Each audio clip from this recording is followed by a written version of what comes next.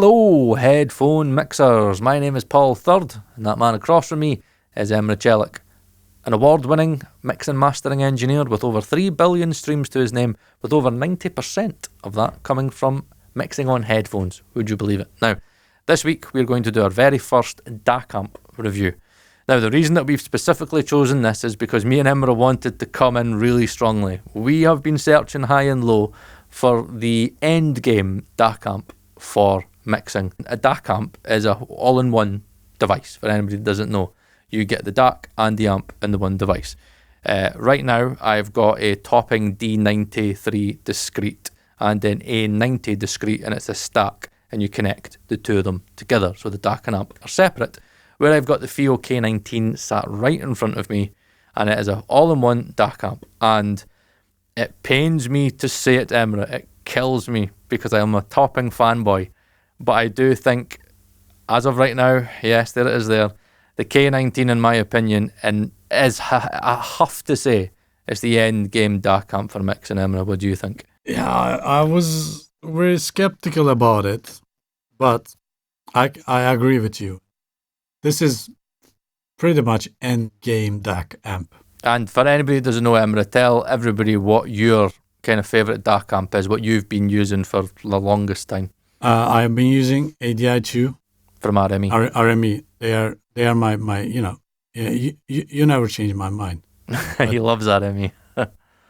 But the things I like about ADI2 is because the software and the features, the drivers and the stability, drivers and stability, and you know, it doesn't give you a headache. But I might change my mind and go to FIIO K19 because it sounds better. It has more power. Like, it can drive anything, right? I know it pains me to say it, and I'm just going to have to. I'm sorry.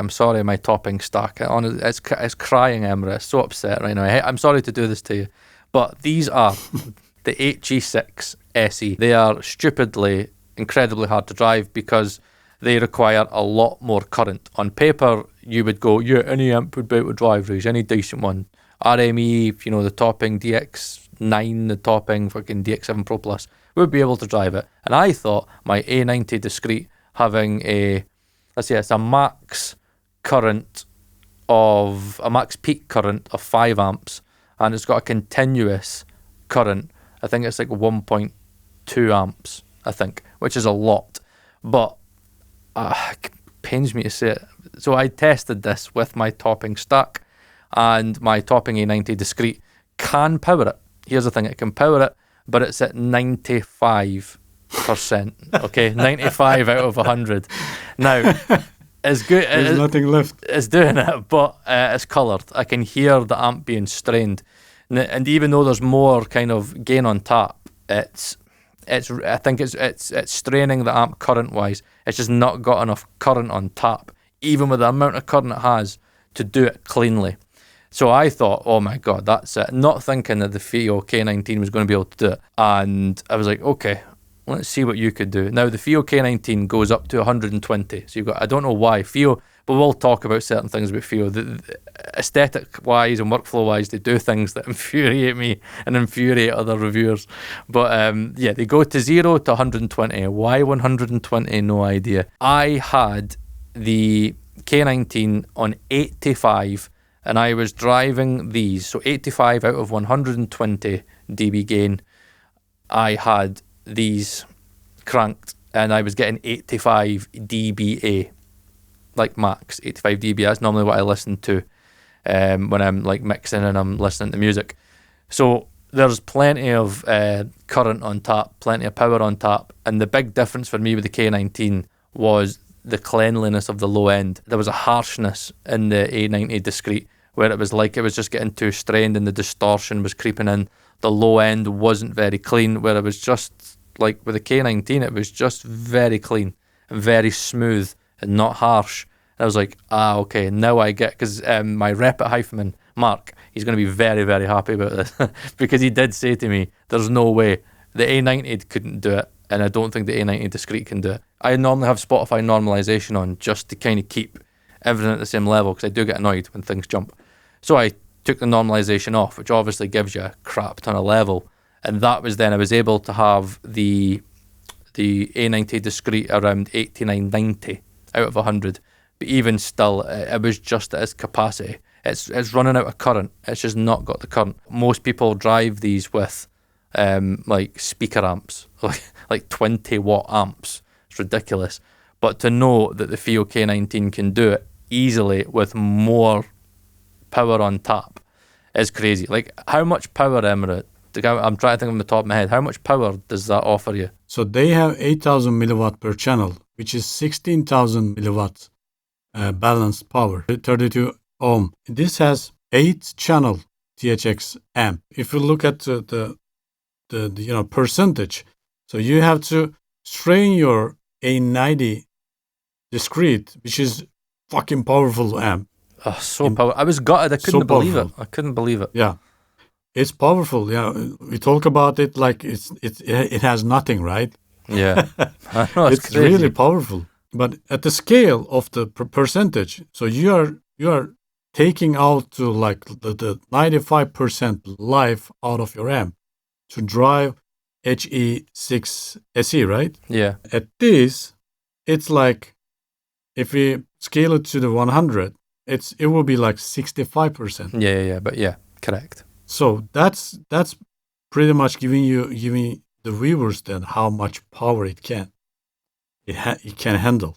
Yeah, and not just power but current, because with these it is all about current.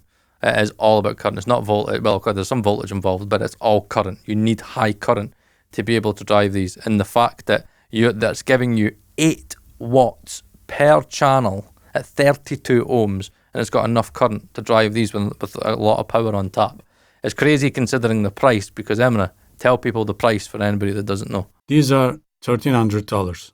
That's incredible price for the things you get. Right, so just doing a quick Google search for all your UK lot, you can get them for £1,000, £999.99. So £1,000 is a lot of money, but considering right that the RME ADI2 Pro FS is currently coming out, near 13 and over 1,300. Yeah, 1,300.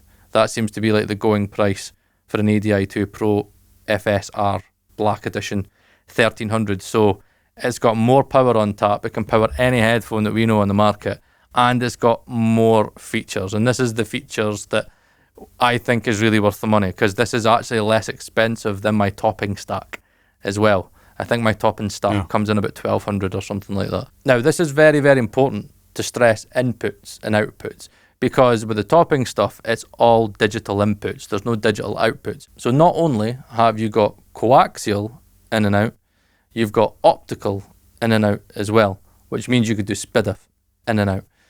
Now, what's really, really good about that is that you can use that as a digital to digital converter, which means that you can go from your interface through the K19 through to another DAC amp, which is what I've got just now.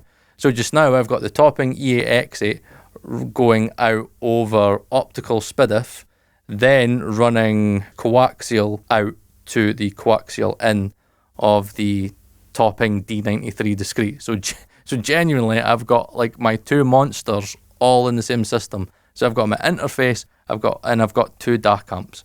Like, that's something that honestly, I've been screaming at topping to do, because it annoys me that I'm limited. Now, obviously, with having digital to digital conversion, there may be some slight perceptible difference. I tried to find the difference as placebo. If you were to do a blind test and do 10 out of 10, I wouldn't pass 10 out of 10. I think it's just placebo if you think you can hear a difference. There isn't that much of a difference. But having digital to digital conversion is really, really nice. And the fact that you can connect it to multiple devices is really good.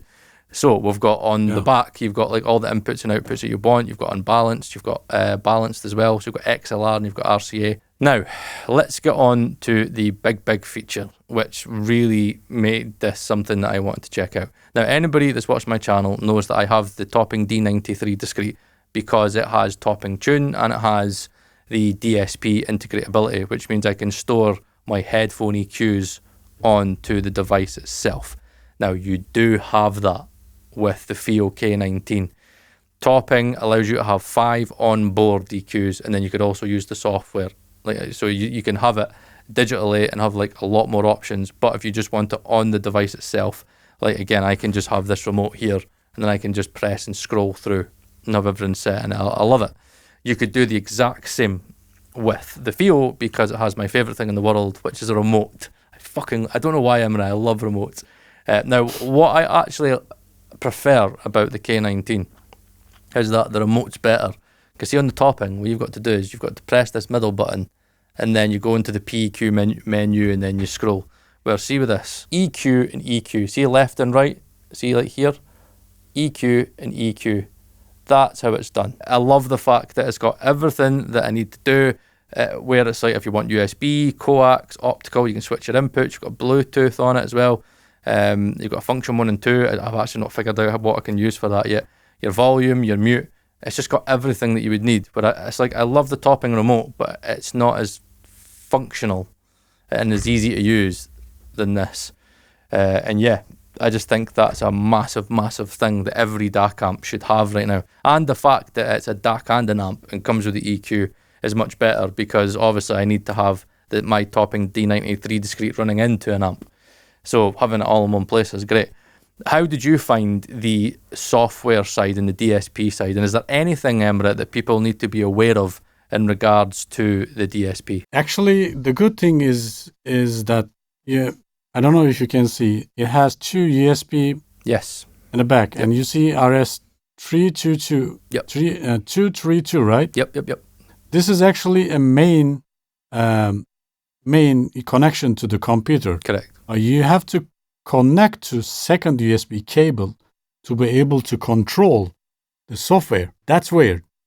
Yeah, no, I don't like that. However, I will make it clear that once you've loaded, it's like topping, where once you've loaded the EQ onto the device, you don't need to have that connected. But yeah, it's a thing where you probably are going to need to have it connected all the time, because it's going to be annoying if you want to add an EQ or change something to get the cable out and then put it back in.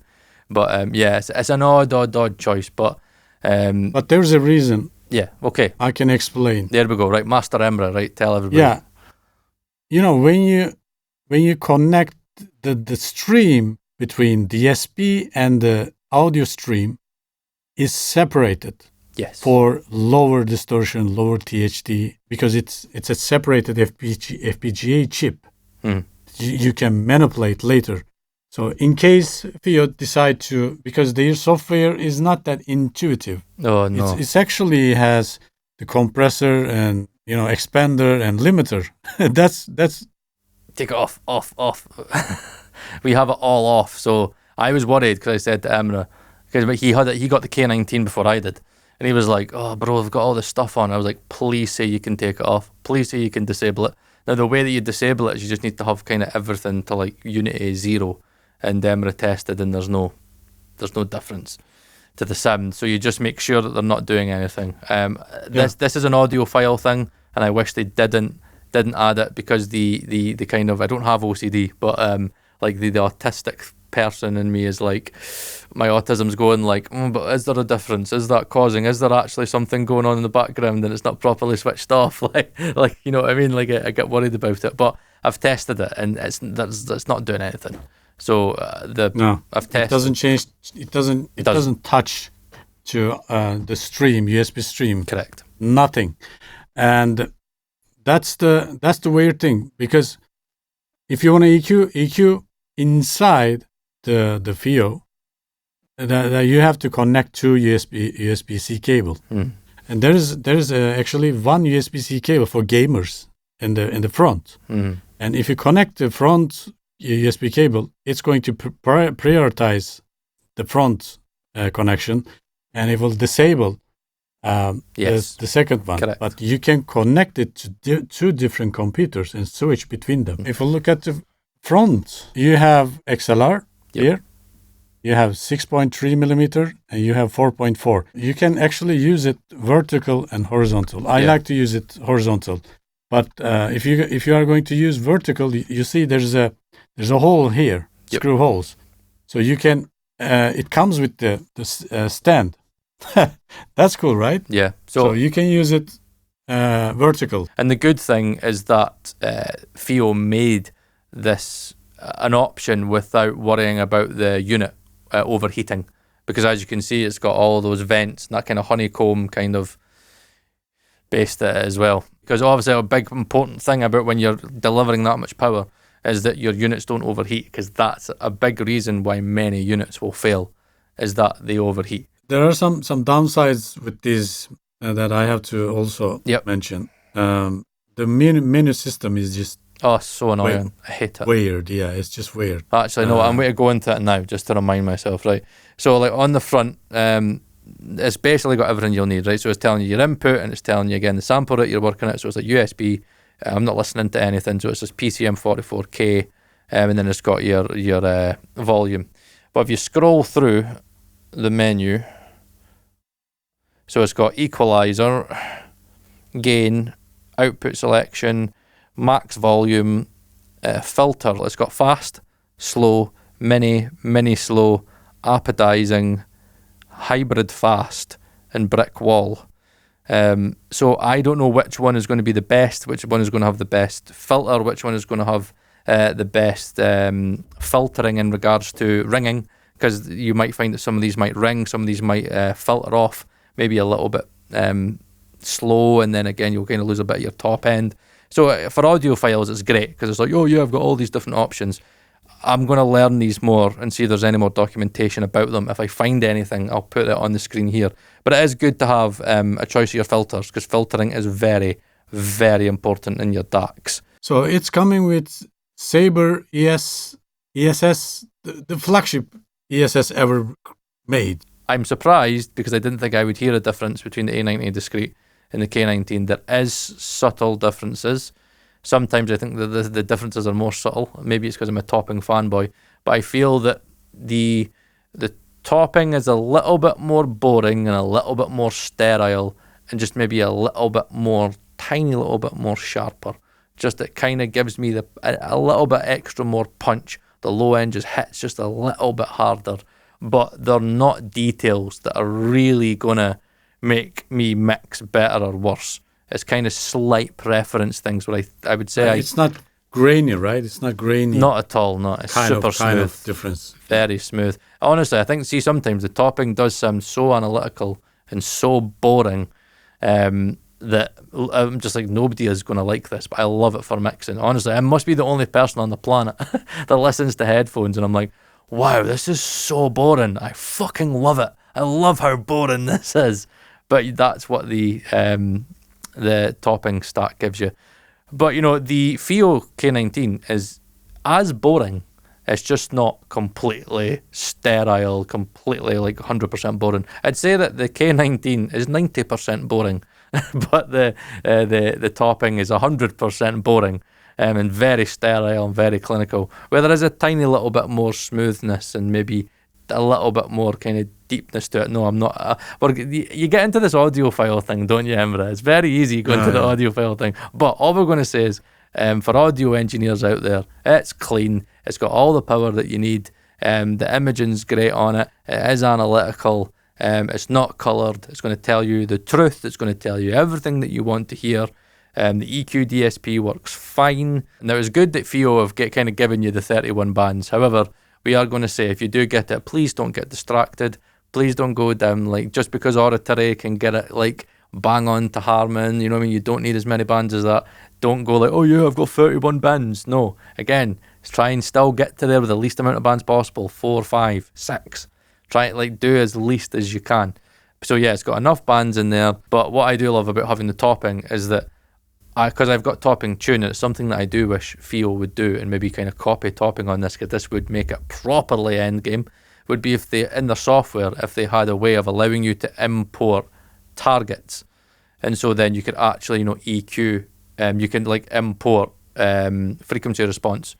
Yeah, that's bummer, bro, because you can import XML into FIIO and export EQ and share. I can export my EQ and share with you because you have K19. Yeah.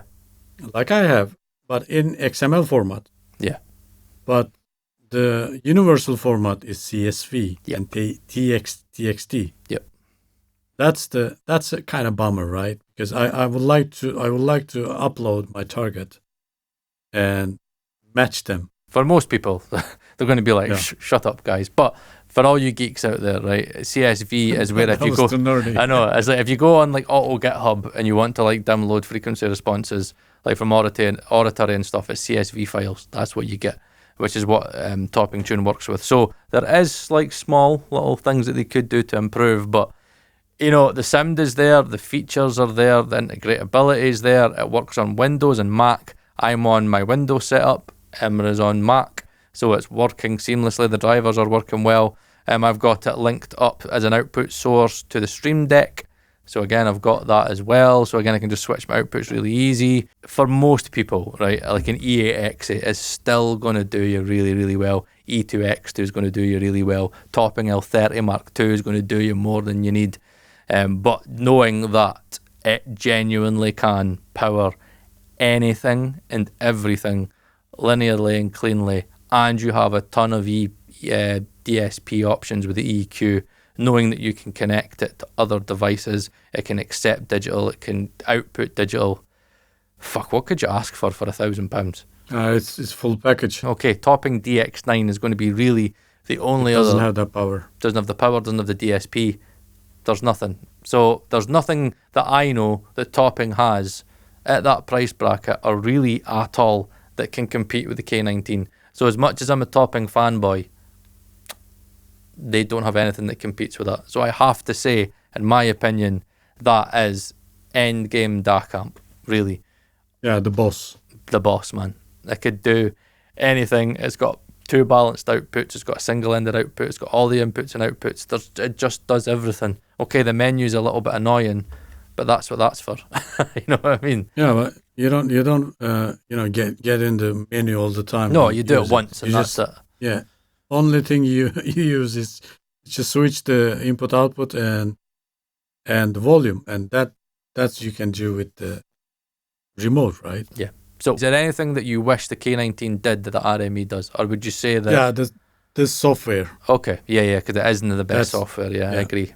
The fact that you've got to plug another USB cable. Yeah. And just to finish off, we aren't going to be done with FIIO. We have done the FT1 Pro, but we are getting the Fiio FT7, which Emrah is very excited about. We won't give away too much. There haven't been many reviews of it as of yet, but due to the tech and due to the price, it'll be around £600. Emrah has high hopes that this could be the headphone for mixing that's at the right price. You know, where you can just get the right amount of quality, you know, just at that kind of top end of most people's budget. So there will be a review of that coming from me and Emrah. So look forward to that. But yeah, and that's us for this week. My Topping is still, honestly, I never thought I would see a DAC amp cry, but yeah, I could see a little bit, I could see a tear running out the single-ended output right now. I know, stop looking at me. I can't look at it. Okay, so I can't look at it anymore. So yeah, that's me, that's Paul Third, that's Emrah Celik, and we'll see you on another instalment of MixPhones.